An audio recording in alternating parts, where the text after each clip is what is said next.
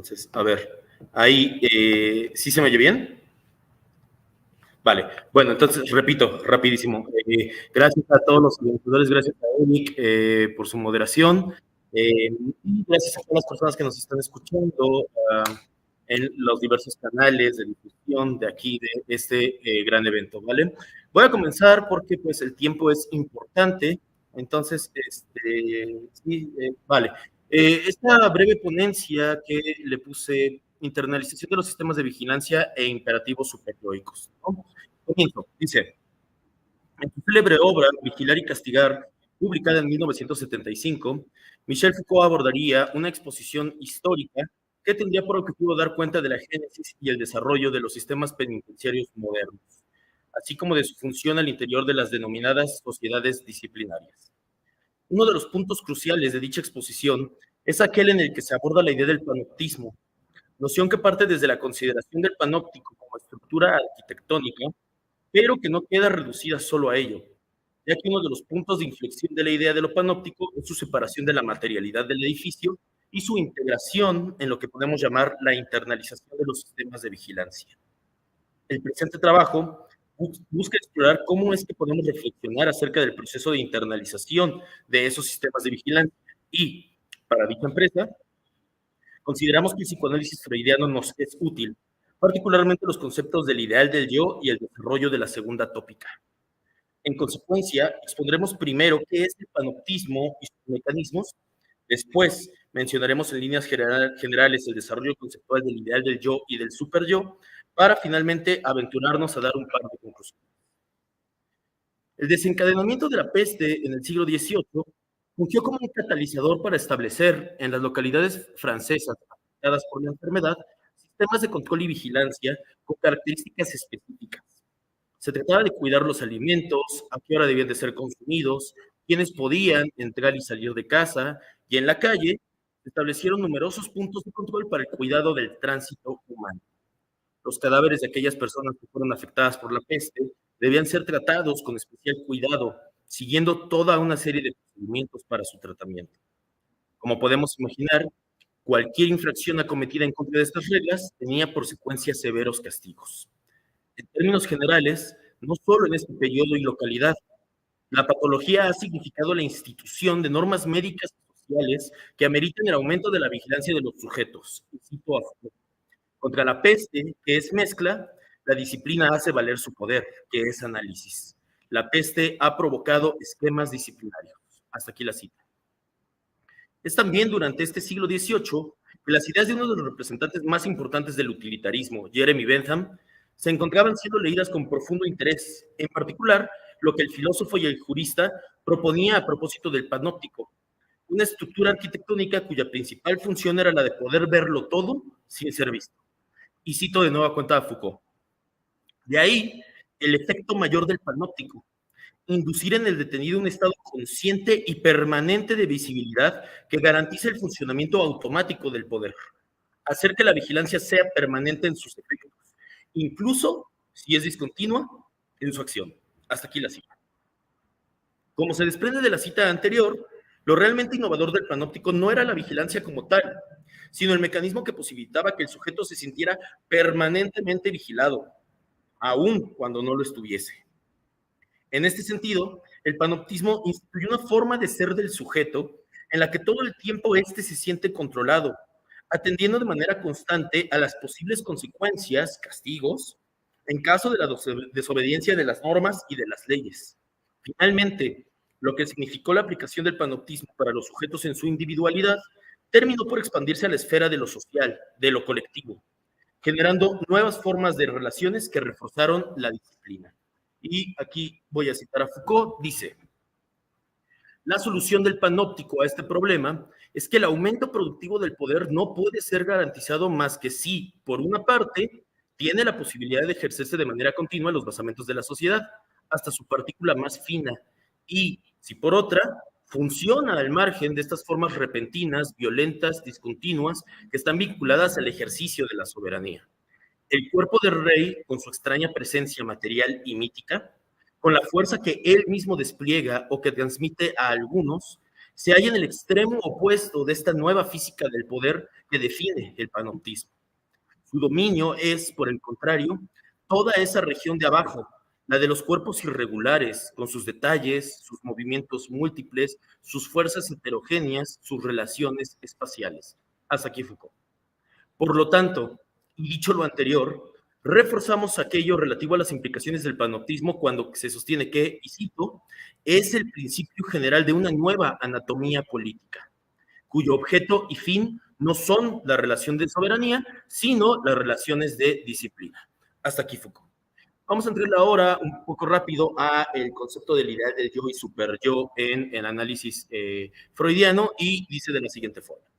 Por otro lado, el psicoanálisis freudiano y el descubrimiento del inconsciente pulsional nos ayudan a complementar lo dicho sobre el proceso de internalización de los sistemas de vigilancia. Ya desde Introducción al Narcisismo de 1914, Freud comenzó a desarrollar los conceptos concernientes a la introyección de la autoridad y el deseo del otro, para decirlo lacanianamente. Parte sustancial del proceso de emergencia de la subjetividad será aquel que tiene lugar desde el denominado narcisismo primario hacia el narcisismo secundario. El primero de ellos marcado por una libido de índole yoica o autoerótica, y el segundo estará marcado por el desplazamiento desde lo autorreferencial hacia lo objetal.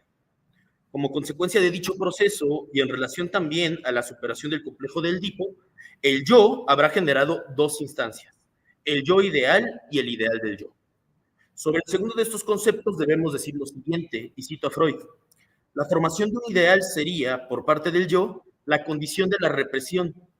El estímulo para la formación del ideal del yo, cuya vigilancia está encomendada a la conciencia, tuvo su punto de partida en la influencia crítica ejercida de viva voz por los padres, a los cuales se agrega luego los educadores, los profesores y, por último, toda la multitud innumerable de las personas del medio social, ¿no? Hasta ahí, Freud.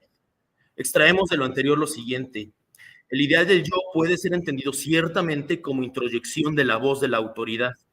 Si damos un paso más, podemos afirmar que el ideal del yo será la instancia representante de la conciencia moral en el sujeto, y por ello nos hace pleno sentido que este ideal aparezca como consecuencia de la superación del complejo de Edipo, con lo que el sujeto entra de lleno en el momento de la cultura. Sin embargo, debemos esperar hasta 1923 para que los términos correspondientes a la segunda tópica freudiana sean introducidos. Es decir, será hasta esa época del trabajo de Freud donde la teoría psicoanalítica comenzará a desarrollarse, echando mano de la tríada yo, ello y superyo. A la instancia superyoica le corresponderá aquello que se había sostenido en introducción al narcisismo con respecto al ideal del yo. Por lo que, a través de la lectura del texto de Freud, el yo y el ello, podemos complementar lo expuesto con anterioridad de la siguiente manera. El ideal del yo es el resultado de la identificación primordial con el nombre del padre, en donde este nombre del padre representa la actividad de la función paterna, aquella que sustituye al deseo materno e introduce al sujeto en el registro de lo simbólico de forma plena. Por lo tanto, nos encontramos ahora en la disposición de poder definir al superyo y ponerlo en relación con el ideal del yo. Y aquí dice Freud: así, como resultado más universal de la fase sexual gobernada por el complejo de Edipo, se puede suponer que hay una sedimentación del yo, una que consiste en el establecimiento de estas dos identificaciones unificadas de alguna manera entre sí. Esta alteración del yo recibe su posición especial. Se enfrenta al otro contenido del yo como ideal del yo o como superyo. Hasta aquí Freud. El superyo se constituye, por lo tanto, como la instancia vigilante del propio yo. Dicho de otra forma, el superyo es el resultado de la introyección de los ideales de la cultura, y estos, en tanto ideales, apuntan siempre a un estado del orden de lo imperativo, lo que nos explica el cómo y el por qué el superyo se nos muestra como persecutorio y castigador. Y cito de nueva cuenta Freud: el superyo conservará el carácter del padre, y cuanto más intenso fue el complejo de Edipo y más rápido se produjo su represión por el influjo de la autoridad, la doctrina religiosa, la enseñanza y la lectura, tanto más riguroso devendrá después el imperio del superyo como conciencia moral, introyectada, como hemos dicho. Quizá también como sentimiento inconsciente de culpa sobre el propio yo. Ya está ahí, Freud. Ahora bien, voy a las conclusiones para no extenderme de más. Y dice: ¿Cómo relacionamos lo dicho a propósito del panoptismo con los mandatos superyoicos? Pues bien, en las sociedades disciplinarias hallamos a los sistemas de vigilancia en su ejercicio constante, como nos aparece a través del mecanismo del panóptico. Pero aún más, nos encontramos en estos momentos en la construcción del panóptico digital, en el que cada dispositivo, celular, tableta, Alexa, etcétera, se han convertido en nuevas formas de vigilancia y que posicionan al sujeto, como nunca antes había sucedido, en un estado permanente de vigilancia y control. Aún en el encierro, el gran otro echa mano de todas estas herramientas para la vigilancia del yo y el cumplimiento de los mandatos superyoicos, algunos de los cuales en la actualidad se muestran como la noción de hiperproductividad, culto al cuerpo, goce y consumo, entre muchos otros. Con esto no quiero decir que el superyo es consecuencia del panoptismo moderno, pero sí es cierto que la historia del panoptismo y la concreción en el gran otro digital coinciden en varios aspectos. Nunca, jamás en la historia de la humanidad habíamos estado tan constantemente vigilados. Muchas gracias. Definitivamente, ¿no? Ahí la cuestión es precisamente cómo en este sistema en donde todo puede ser visto, pero quien vigila a su vez no se ve, pues lo que un par de citas que yo recuperé de ahí de vigilar y castigar, pues era precisamente cómo el panoptismo instituye una forma de vigilancia permanente, ¿no? Porque en tanto que no sabemos si estamos siendo efectivamente o no vigilados, tenemos la sensación de que es así, ¿vale? Entonces el panoptismo ahí con Foucault, pero lo que quise justamente poner de relieve en la ponencia es que pues en realidad la instancia vigilante permanente pues es la del superyo, ¿no? O sea, como entonces esa introyección de la autoridad, pues es la instancia que acompaña al ello y al yo para la regulación de nuestra conducta, ¿no? Entonces, pues ahí, y como lo dije en la ponencia, no quiero decir, porque eso sería completamente erróneo, decir que el superyo es consecuencia del panoptismo, pero más bien lo que quise expresar es una coincidencia entre el panoptismo en las sociedades disciplinarias y la forma en cómo introyectamos la voz de la autoridad a través de la superación del complejo de Edipo, que es precisamente la formación del ideal del yo o del superyo. Pero sí, ambas van encaminadas a lo mismo, tanto el panoptismo a la regulación y vigilancia constante, aunque de facto no sea así, y el ideal del yo o superyo también entonces en relación con esa vigilancia constante, ¿no? Vale, igual otra pregunta para Rodrigo por parte de Gustavo Luna López. ¿Es posible que no se interioricen los ideales de la cultura o lo que sea esto en cada caso es lo que cada quien ve como tal? ¿Quién vigila en todo caso? Sí, muchas gracias, Gustavo. Sí es posible que no se introyecten estos ideales y eso es entonces lo que Lacan llamará la forclusión del nombre del padre, justamente, ¿no? La represión como mecanismo de generación de estructura apunta precisamente a la represión de la pulsión, ¿no? Por eso estar en la cultura es un malestar. Lo que estamos haciendo precisamente en cosas tan cotidianas y tan sencillas como, por ejemplo, no tirar basura, levantar la mano cuando queremos participar en un coloquio como este, en una conversación, todo eso es justamente lo que apunta a la introyección de estos ideales, ¿no?